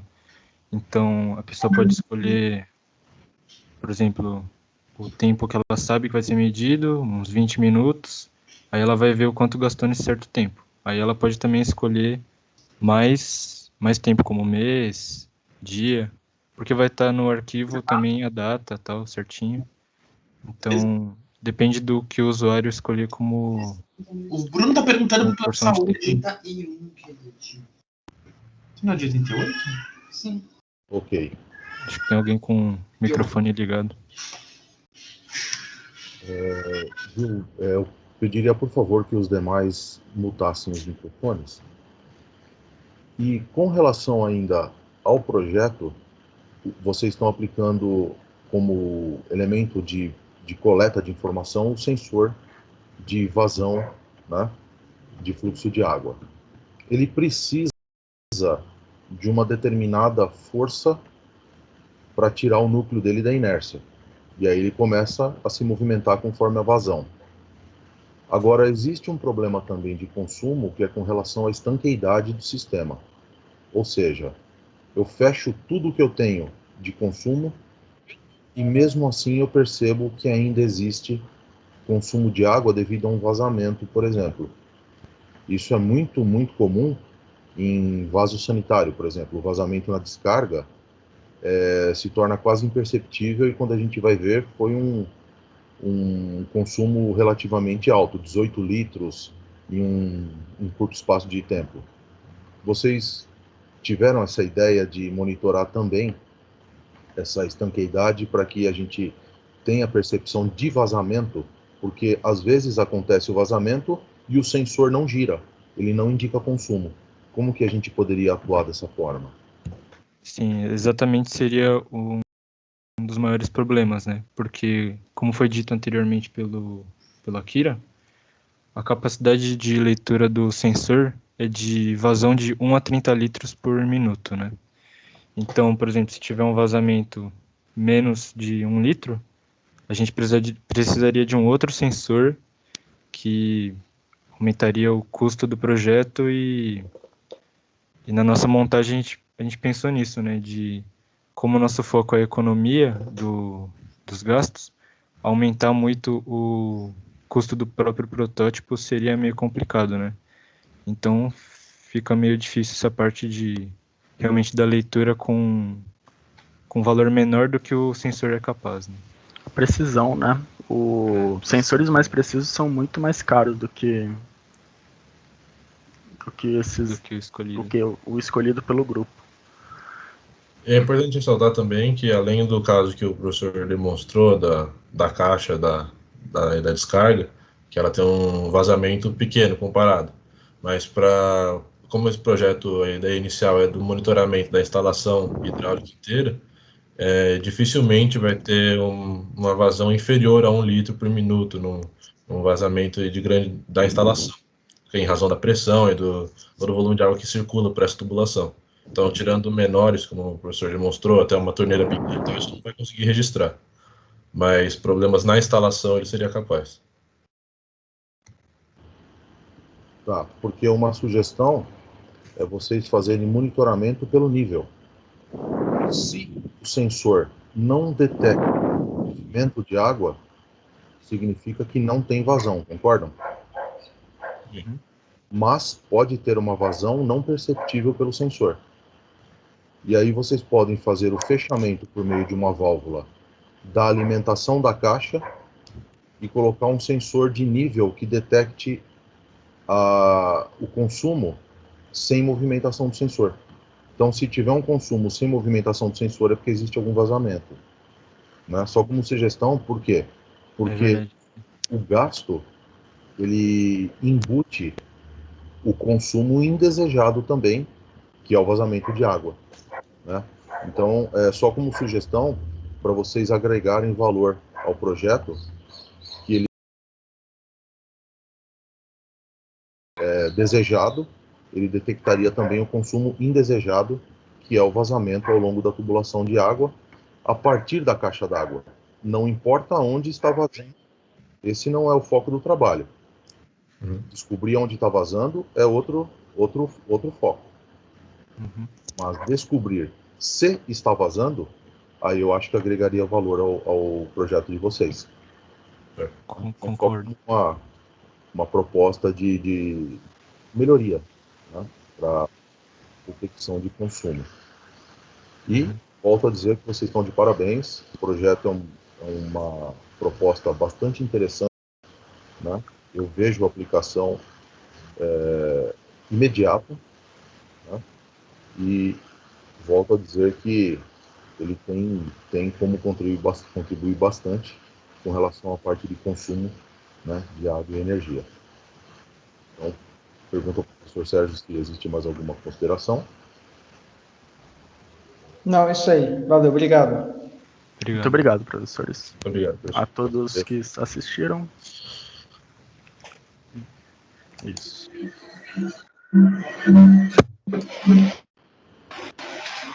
Perfeito. Então, agradeço a apresentação de vocês. E peço agora que o grupo que vai apresentar sobre aplicativo gerenciador de filas em parques de diversões se posicione para a apresentação.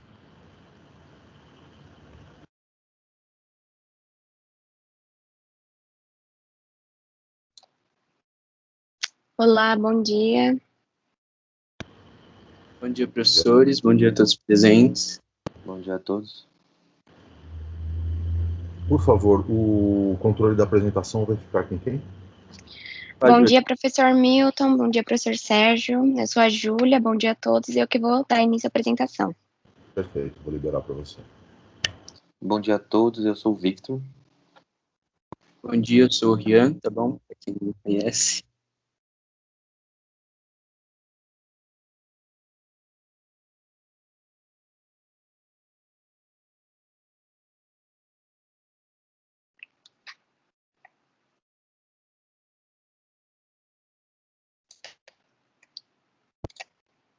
Vê se está liberado para você. Vamos seguir aqui.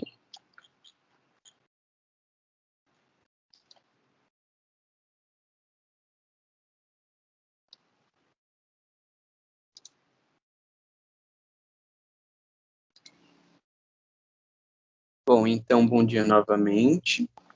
Nós iremos apresentar o projeto que foi desenvolvido por nós durante esse ano, que foi o aplicativo gerenciador de filas em parques de diversão. Nós partimos da contextualização, até mesmo por experiência própria, das filas de um parque, que muitas vezes são extremamente longas, demoradas e muito cansativas. E é uma das coisas que levam aí ao descontentamento do usuário num parque. Pensando nisso, nós decidimos criar algo que tentasse pelo menos diminuir essas filas. E foi aí que a gente concluiu que precisávamos realizar a otimização, gerenciamento e criação de uma fila virtual para que as pessoas pudessem aproveitar melhor suas experiências em parques de diversão. E o modo mais lógico para conseguir realizar tudo isso foi justamente criando um aplicativo. E assim, passamos a desenvolver o nosso projeto com este objetivo em mente: criar um aplicativo que pudesse fazer o gerenciamento de uma fila virtual, otimizando o tempo do usuário nos parques, e além de que o usuário poderá receber informações relativas ao tempo estimado de espera e a quantidade de pessoas que estão à frente dele na fila. A partir disso, nós fizemos uma varredura a fim de encontrar algo igual ao nosso projeto. Porém, o que encontramos foram apenas algumas aplicações com funcionalidades parecidas, como o My Disney Experience, que é um aplicativo dos parques da Disney que fornece informações sobre o funcionamento das atrações, se está aberta, fechada, restaurantes e mapas do parque. Também encontramos o Fast Pass, que é uma opção que existe em alguns parques, em que você compra um ingresso especial que te permite furar a fila da atração. Só que esses ingressos são muito caros e tem um número limitado. E ainda acaba gerando uma fila, porque tem uma fila específica para ele. Também existem algumas plataformas de gerenciamento de fila, não específicas para parques, como distribuição de senhas, como, por exemplo, quando você vai ao médico, e até alguns aplicativos para restaurantes. Ou seja, nenhum desses cumpre com a nossa proposta inicial, e a partir daí vimos o quão válido e interessante seria o desenvolvimento desse projeto. Passamos então a desenvolver nosso aplicativo. Como não tínhamos um conhecimento tão profissional de código de programação de aplicativos, tivemos que encontrar uma alternativa. Então, resolvemos utilizar a plataforma virtual Codular, que é uma ferramenta muito mais prática para programação, que não exige conhecimentos lógicos aprofundados, pois a programação é feita por meio de blocos lógicos que se encaixam entre si, como se fosse um quebra-cabeça. Além disso, é possível converter e exportar o que foi programado diretamente para um aplicativo Android, para que se possa visualizar o funcionamento da aplicação. Aqui nessa imagem, a gente pode ver justamente a facilidade da programação feita na plataforma. Esse é um bloco que utilizamos na terceira tela do nosso aplicativo, que vamos ver mais para frente. Essa programação é muito intuitiva, por exemplo. É apresentada uma escolha pelo notificador 1, na qual o aplicativo pergunta se o usuário deseja escolher outra atração. Se a escolha for não, a aplicação é fechada e encerrada. Se a escolha for else, ou seja, a outra opção, que no caso é sim, o usuário irá retornar. Agora, depois dessa explicação, você deve estar se perguntando: ok, eles desenvolveram um aplicativo, mas como eles conseguiram criar uma fila virtual? A resposta está na plataforma Airtable. O Airtable funciona como se fosse uma mistura entre as tabelas do Excel e uma nuvem que armazena dados, e foi a ferramenta que supriu essa nossa necessidade. O Codular possui uma funcionalidade que permite programar o aplicativo para que, durante o uso, o aplicativo acesse o Airtable. E a criação dessa fila virtual funciona da seguinte maneira: o usuário deve estar conectado à internet, e quando o aplicativo é acessado, o Airtable se conecta com ele, e ele possui uma tabela que está vinculada ao aplicativo. Quando essa tabela é acessada, cria-se uma linha nessa tabela, com um número identificador do usuário que será inserido no início da aplicação. Falaremos sobre isso mais tarde. Cada linha dessa tabela é um usuário, e, portanto, cria-se uma fila de usuários, como vemos a seguir.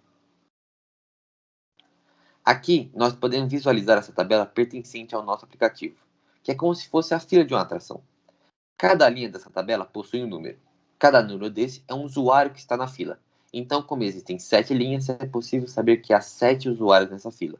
A primeira linha indica o primeiro usuário, que está na fila da atração. A segunda é o segundo, e assim por diante. Cada atração possui uma única tabela, que é acessada por meio de uma API Key. É como se fosse uma chave que somente o programador e o aplicativo possuem acesso. E ela permite que seja possível visualizar essa tabela. Bom, então as plataformas que precisávamos para construir o nosso aplicativo já foram encontradas. Então, agora iremos demonstrar como seria o funcionamento dessa aplicação, que nós sintetizamos pelo fluxograma que estamos vendo agora. Irei explicá-lo. Quando nós iniciamos o nosso aplicativo, escolhemos em qual atração desejamos entrar. A partir disso, o aplicativo recebe alguns valores que são fixos, como o tempo de duração da atração e a quantidade de pessoas que a atração aceita por vez, e algumas outras variáveis, como a quantidade de pessoas que já estão na fila da atração. Com isso, ele pode realizar um cálculo e estimar qual será o tempo de espera para chegar à vez do usuário. Então, esse tempo de espera irá decrementando se ainda não chegou em 0. Ou seja, o usuário continua na fila do brinquedo e ele é notificado de tempos em tempos quanto tempo falta para a vez dele. Daí, quando o tempo estimado de espera chega em 0, o usuário recebe a informação de que a vez dele chegou e que é necessário ele escanear um QR Code que toda atração deverá possuir, para que ele possa sair da fila e embarcar na atração. Nisso, ele também recebe uma notificação perguntando se ele deseja entrar na fila de um outro brinquedo. Caso ele queira, é redirecionado para a tela inicial do aplicativo, senão a aplicação é encerrada. Sintetizando tudo isso que eu acabei de falar para vocês, e para ficar mais fácil de visualizar, então, nós fazemos uma conexão via internet com a plataforma Airtable. É criada essa fila virtual e, após a leitura do QR Code, o usuário sai dessa fila e adentra a atração. E aí, juntando tudo isso que nós falamos, foi possível nós criarmos o aplicativo gerenciador de filas. O aplicativo ele tem 3 telas. Essa tela que nós estamos vendo aí é a tela inicial, onde o usuário vai fazer a escolha da atração. Mas antes disso, ele vai ter que digitar o número identificador dele. Logo abaixo desse letreiro aí, digite a sequência numérica presente no seu ingresso. Nós protocolamos essa sequência que ele vai ter que inserir para que não haja uma aleatoriedade no número que vai ser inserido aí e para ficar também muito mais fácil de identificar cada usuário. Essa sequência que vai ser inserida, ela tem que seguir esse protocolo aí, AA, MM, DD, XXX, onde AA refere-se aos 2 últimos dígitos do ano, MM ao mês, DD ao dia do mês em que o usuário está inserindo essa sequência. E XXX refere-se a um número que vai de 000 até 999. Olha no exemplo aí abaixo. 20, ou seja, 2020, 10 seria outubro, dia 13. E 001, ou seja, o segundo ingresso foi vendido pelo parque. E aí, somente se o usuário digitar um protocolo assim, é que ele vai poder escolher a atração. Isso a gente pode visualizar na simulação que nós fizemos. Nós inserimos aí alguns prints do nosso aplicativo. Então, nessa primeira imagem, o usuário digitou uma sequência completamente aleatória. Tentou entrar na atração, mas o aplicativo acusou erro. Na segunda imagem, ele até coloca um protocolo parecido, porém ele colocou como 22. Então o aplicativo vai acusar erro, porque não está no dia correto. Ou pode ser também no mês, ou ainda no ano também. Somente na terceira imagem, que foi no dia 16, que ele colocou corretamente, né, o protocolo parecido, aí sim ele vai conseguir escolher a atração. Nós colocamos apenas uma atração aí, por se tratar de um protótipo, mas para qualquer outra atração que estivesse presente aí, os procedimentos seguidos seriam os mesmos. Então, prosseguindo. Quando ele escolher a atração, ele vai ser direcionado para a segunda tela desse aplicativo, que é a tela de confirmação. Aqui ele vai confirmar a entrada na fila da atração. Então, ele vai clicar nesse botão, caso ele deseje realmente entrar. Se não, é só ele retornar para a tela inicial no próprio botão voltar do aparelho que ele está utilizando. Ao clicar em entrar, ele vai ser direcionado para a terceira tela, que é a tela de informação. Aqui ele vai receber informações relativas ao tempo estimado de espera e a quantidade de pessoas que estão na frente dele. Como o Victor tinha falado, dos valores pré-definidos, nós colocamos como valores baixos aqui para facilitar essa simulação, como 2 pessoas por vez na atração. E aí esse tempo estimado de espera vai diminuindo. Conforme ele vai diminuindo, o usuário recebe notificações de que a vez ele está se aproximando. Nesse caso aí, nós temos 2 notificações, quando faltam 40 segundos, como nós observamos nessa terceira imagem, e quando faltam 20 segundos, o usuário recebe a informação de que é para ele se dirigir à fila da atração. Aí, quando o tempo estimado de espera chega em 0, o usuário pode fazer a leitura do QR Code. Contudo, se ele não for o primeiro da fila lá no Airtable, o aplicativo vai acusar erro. Isso evita com que as pessoas furem a fila uma das outras. Então, ele tem que ser o primeiro da fila e também ele tem que fazer a leitura correta do QR Code. Cada atração possui um QR Code. Somente com o QR Code correto da atração é que ele vai conseguir fazer esse escaneamento. Do contrário, o aplicativo vai acusar erro, como está aí nessa terceira imagem. Ele fez a leitura de um outro QR Code, que não é o correto. E aí, se ele fez tudo isso certinho, ele vai receber a mensagem que a Júlia tinha falado, para ele aproveitar a atração e o aplicativo vai indagar se ele deseja entrar em outra fila. Caso ele queira, ele vai ser direcionado para lá, para a primeira tela do nosso aplicativo, e caso não, a aplicação vai ser encerrada. Nós colocamos um vídeo aí para ficar mais fácil de visualizar esse funcionamento na prática. Então, olha só, o usuário iniciou, tentou colocar uma sequência aí que não foi a correta, acusou erro o aplicativo, colocou um padrão parecido, mas também não está no dia correto, ele vai tentar entrar, vai acusar erro, e aí somente no dia correto, no mês correto, ele conseguiu entrar na atração. Clicou na atração e foi para a segunda tela. Aqui ele vai confirmar a entrada na atração e foi direcionado para a terceira tela. Aqui ele está recebendo o tempo estimado de espera e a quantidade de pessoas que estão à frente dele. A gente avançou um pouquinho para ficar mais fácil, né? Senão ia ficar muito demorado. Faltam 40 segundos, ele vai receber uma notificação agora. E aí vamos pular também mais um pouquinho de novo, que ele vai receber a outra notificação. Recebeu a notificação. E aí, quando o tempo chega em 0, ele vai poder fazer a leitura do QR Code. Ele vai tentar fazer a leitura, como é a leitura correta, ele conseguiu fazer a leitura. Está fazendo a leitura e vai receber a mensagem. ele vai desejar entrar em outra fila e ele vai ser direcionado para a primeira tela. E aí, para sintetizar mais ou menos tudo isso que nós falamos, nós fizemos essa diagramação para ficar mais fácil de nós visualizarmos. Então, o usuário, quando chega no parque, ele inicia o aplicativo, coloca o número identificador dele, e aí ele escolhe a atração. A partir disso, é criada uma tabela virtual na plataforma Airtable, simulando uma fila virtual. O usuário recebe informações sobre o tempo de espera estimado e ele sabe quantas pessoas estão na frente dele. Com isso, ao chegar a vez dele, ele deve fazer a leitura correta do QR Code, ele sairá da fila virtual e poderá entrar na atração. Nós já agradecemos antecipadamente aos professores, aos colegas, a todos que estão presentes. Deixamos nosso contato para caso alguém eventualmente queira tirar alguma outra dúvida. Colocamos também algumas referências aí que nós utilizamos para fazer a confecção dos nossos slides e abrimos agora o momento para as dúvidas dos professores.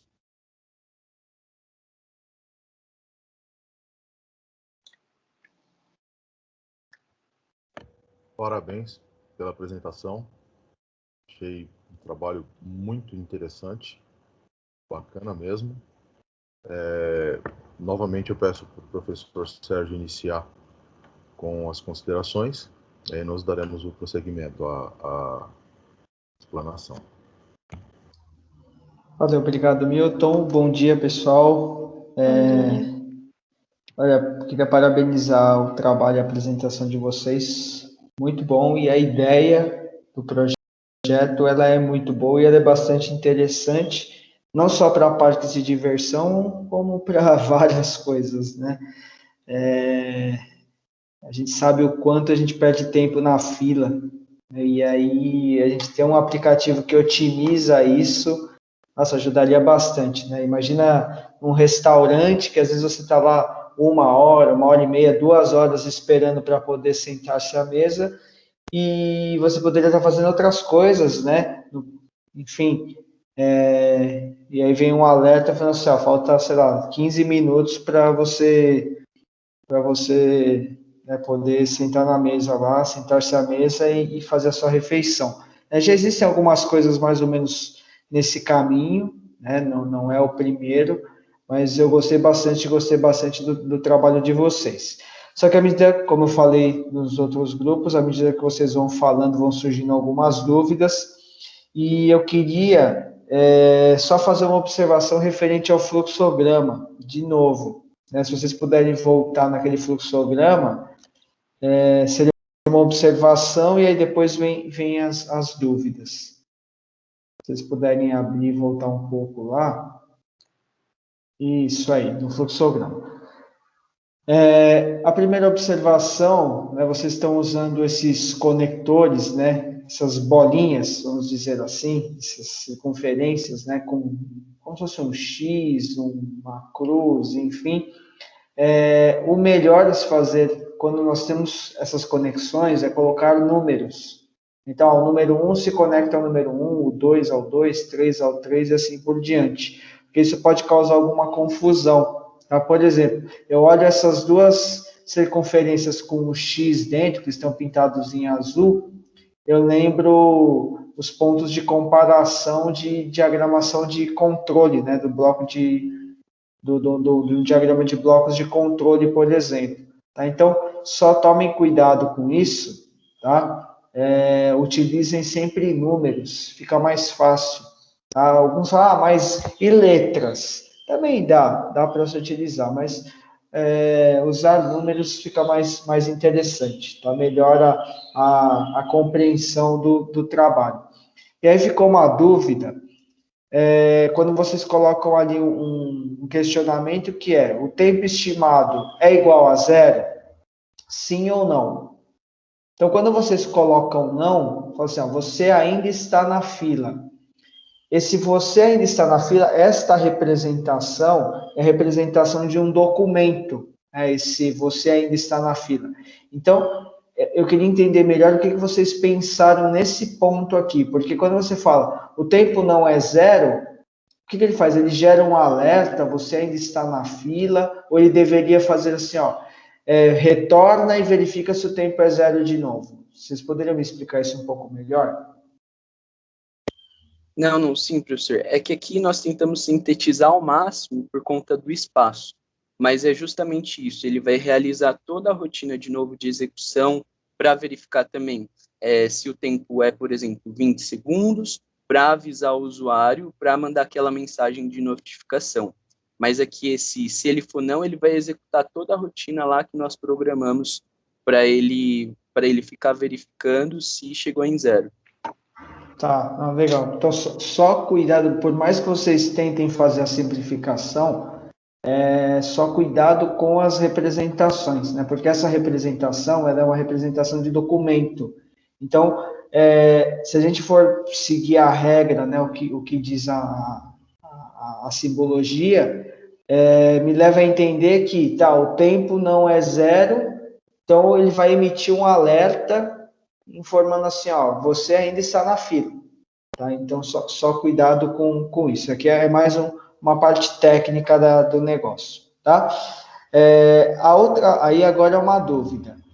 Vocês falaram daquele protocolo da fila, do número, né, que é digitado, que tem o ano, o mês e o dia, e aí vem um terceiro número que vocês digitam, isso, que é o XXX, que é a numeração. Isso não ficou muito claro para mim. O usuário ele pode digitar um número que vai de 0 até 999. Mas o que significa esse número? Eu posso chegar lá e colocar 1, posso colocar 2, posso colocar 999. O que muda isso na lógica das filas? Essa ficou uma dúvida. Essa é uma dúvida. Assim, por exemplo, nas filas mesmo, que é criada pela plataforma lá, não muda muita coisa, porque, por exemplo, eu posso ter comprado um ingresso com a numeração que é 001, e o outro que comprou com a numeração 37, por exemplo, entrou primeiro que eu na fila, né? Mas é mais para padronizar a quantidade de ingressos que, por exemplo, o parque vende. Não sei se ficou tão claro. Tá, então esse número, ele é o número do ingresso que a pessoa adquiriu. Então, todo ingresso que as pessoas elas adquirirem vem com um número, e é esse número que eu vou digitar, é isso? Exato. Todo ingresso que a pessoa, em tese, comprar vai vir com uma sequência, né? Já tem o dia, e aí vai vir com, sei lá, o parque poderia padronizar como emitir de 000 por ordem de vendas, por exemplo. E aí vai vir no ingresso, isso aí. Tá, e se, por exemplo, eu poderia ter um ingresso virtual, né, por exemplo, mas imaginemos que seja impresso.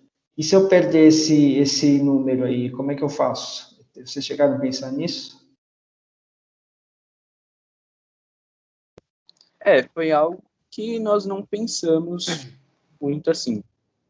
A primeira vez que você salva o número, acho que já fica na mesma a primeira vez que você coloca o número, já entra no aplicativo, então fica só você revendo se você quer entrar numa fila ou não. Agora, se você perde antes de você colocar o número do aplicativo, realmente não tínhamos pensado nisso. Poderia ser uma coisa do parque, ele pode provar que ele tinha e receber de novo o mesmo valor, ou receber um outro número sozinho. Tá, por que eu faço esses questionamentos? E aí é para reflexão mesmo, para melhoria, para trabalhos futuros, enfim. Imagine que eu, a partir do momento que dono do parque, dono do restaurante, enfim, do evento, eu consigo saber qual é a rotina de uma determinada pessoa, do que ela mais gosta, os tipos de brinquedos, ou, enfim, se é um evento gastronômico, onde ela gosta de comer, enfim, ao invés de eu ter esse número do ingresso, eu tivesse, por exemplo, o nome dela, ou o telefone, ou o e-mail, enfim, ou um cadastro que é feito antes, e aí eu sei que a pessoa colocou a data lá, que, na verdade talvez nem precisasse, né? Porque automaticamente a gente pode já sincronizar isso com o celular, né? A própria hora, a data, enfim, do celular, mas isso é outra coisa. Mas eu consigo ter o quê? O fluxo de movimentação daquela pessoa dentro do evento, seja um parque ou algum outro tipo de evento. Então, imagina que eu consigo saber, poxa, o Sérgio, ele gosta de vir ao parque e em todas as rodas gigantes, por exemplo. Então, eu não me apego somente ao número, mas eu me apego aos dados do Sérgio, de nome, telefone, e-mail, enfim, e eu consigo saber a rotina. E aí eu começo a disparar futuramente eventos promocionais, uma nova roda gigante que abriu no parque, enfim, né? E aí a gente consegue ter um relacionamento maior com esse cliente em cima das atrações que ele mais prefere, tá? Então é só uma dica. Mas perfeito, tá? Isso que vocês fizeram também muito bom. É só para a gente pensar um pouquinho no que pode ser melhorado. E o último, que é o QR Code, né, que vocês criaram, vocês colocaram para escanear. Essa é uma dúvida. Eu cheguei no parque, vai ter um painel com os QR Codes, igual vocês colocaram aí no, acho que é o penúltimo slide que vocês colocaram, se não me engano, isso, antes do obrigado ali. Isso, é um painel que eu vou lá e escaneio em qual brinquedo eu quero ir, é isso. Na realidade, o monitor de cada brinquedo teria o QR Code ou no próprio celular do monitor, ou em um papel, mas assim, não um painel. A gente não pensou em um painel, a gente pensou algo que tivesse, o monitor do brinquedo tivesse acesso. É que assim, o QR Code só funciona para você sair da fila. Para você entrar é pelo aplicativo. Não precisa acessar um QR Code. O QR Code é quando você estiver entrando no brinquedo. Seria isso. Entendi. Então, na entrada do brinquedo, eu escaneio o meu QR Code e ele libera o meu acesso se realmente for a minha vez. Isso. Tá, e aí no momento de me cadastrar na fila, eu vou numa lista de opções e falo assim, eu quero ir na roda gigante, quero ir no carrinho de bate-bate, sei lá. Tá, perfeito, agora ficou mais claro. Pessoal, muito bom, parabéns pelo trabalho de vocês. Obrigada. Valeu, obrigado, Milton. Obrigado, Sérgio, pelas considerações. Com relação às dúvidas, o Sérgio já cobriu bastante das considerações que eu ia fazer para vocês, mas ainda me sobraram duas dúvidas, tá? Que são situações que acontecem e não sei se vocês fizeram a previsão disso com relação ao projeto. Primeira delas, comprei o ingresso para a montanha-russa. Hora que eu estou na porta da montanha-russa, eu olho para o tamanho dela e me dá uma vontade muito grande de não ir. Como que eu faço a desistência? Se vocês fizeram a previsão de desistência da atração e já imediatamente contabilizar -1 na fila para chamar o próximo. Então essa é a primeira consideração. E uma outra coisa muito interessante que acontece também é que as baterias dos celulares, elas acabam nos momentos mais importantes. Um deles é a hora de eu fazer a imagem do QR Code, né? Então, se de repente acabar a bateria do meu telefone, como que eu poderia continuar indo para a atração?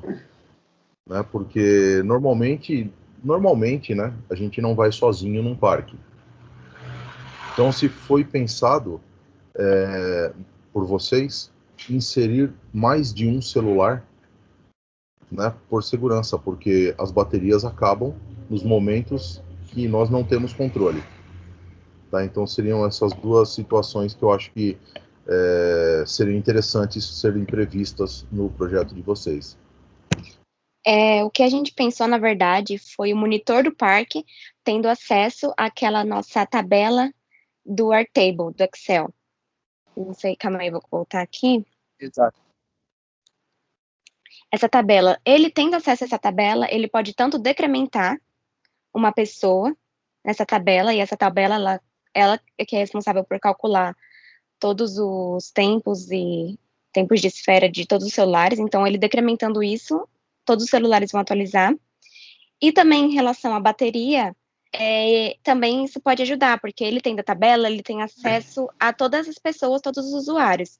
Então, se a pessoa pode falar, se ela sabe qual que é o usuário dela, falando, o monitor consegue saber em qual posição ela está na fila e se realmente ela que está lá. Porque o QR Code, ele serve justamente para ela sair da fila e para o monitor ver que realmente a pessoa que é a próxima ou o lugar dela. Então, ela tendo a identificação dela, o monitor tendo acesso a essa tabela, ele consegue ver quem que está na fila. Exato. E caso acabe a bateria, o monitor ainda tendo acesso à tabela, a pessoa ela não vai sair da fila enquanto ela não escanear, mas, ou ainda, se ela não escanear, o próprio monitor vai ter acesso à tabela virtual e pode retirar a pessoa. E ainda, mesmo caso ela não queira, ela pode tranquilamente fazer o escaneamento do QR Code e ir para outra atração normalmente.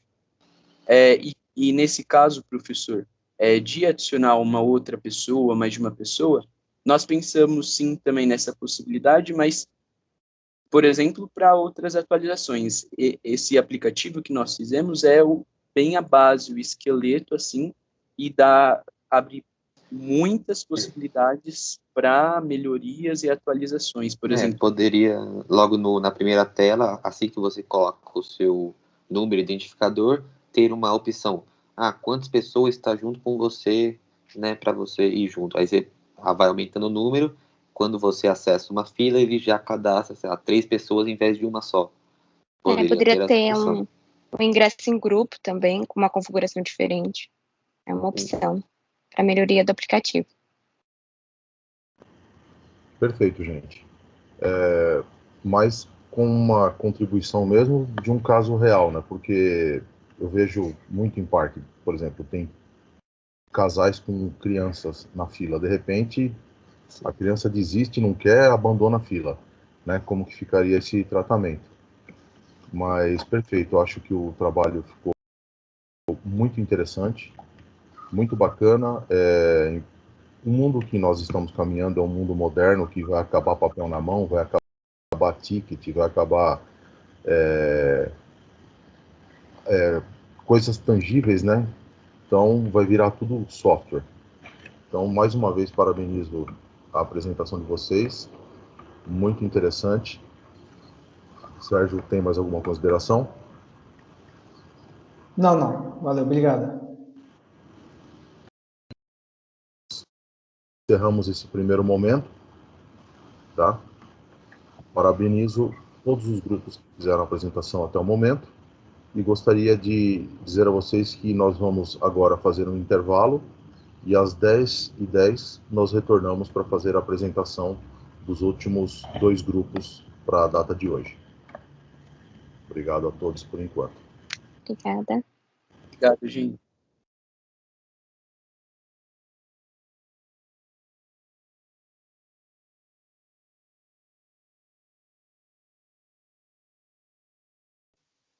Bom, até daqui a pouco então, daqui 20 minutos, né?